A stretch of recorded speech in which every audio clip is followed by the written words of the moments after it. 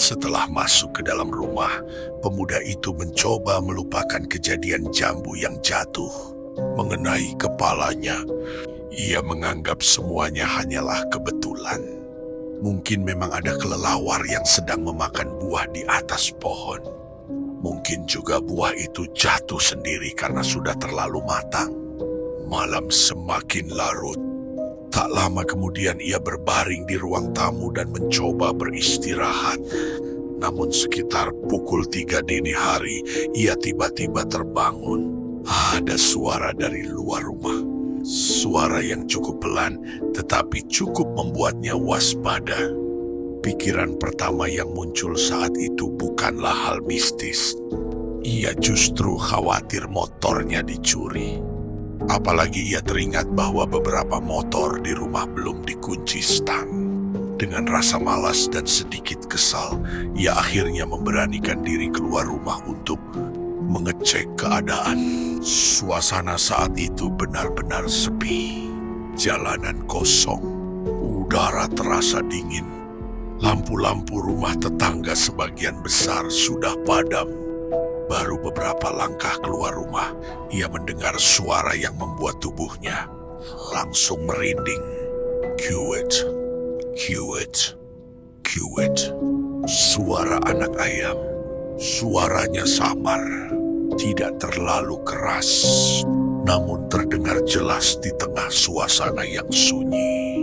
Pemuda itu langsung berhenti. Ia merasa ada yang aneh. Karena setahunya tidak ada anak ayam di sekitar rumahnya. Ayam milik tetangga yang berada di dekat rumah mereka semuanya sudah besar. Tidak ada satupun anak ayam yang masih kecil. Suara itu kembali terdengar. Kiwit, kiwit, kiwit. Kali ini terasa lebih jelas. Entah kenapa, suara tersebut membuat bulu kuduknya berdiri. Ia pernah mendengar cerita dari orang tua bahwa suara anak ayam yang muncul di tengah malam sering dikaitkan dengan sesuatu yang tidak baik. Meski begitu, ia tetap berusaha menenangkan diri. Mungkin hanya suara hewan lain.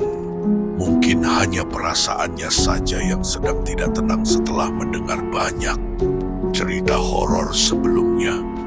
Akhirnya ia mulai memeriksa motor yang terparkir di halaman rumah. Motor pertama, Amen.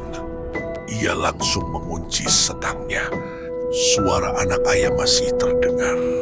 Motor kedua, masih Amen.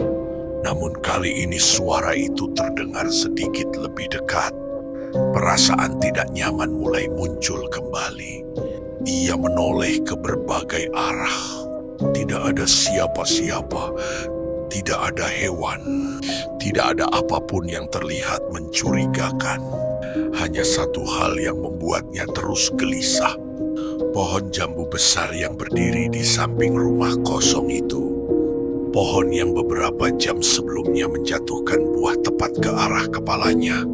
Dan saat ia melangkah menuju motor terakhir yang terparkir tepat di dekat pohon tersebut, sesuatu kembali jatuh dari atas. Buk, tepat mengenai pundaknya. Pemuda itu langsung menoleh.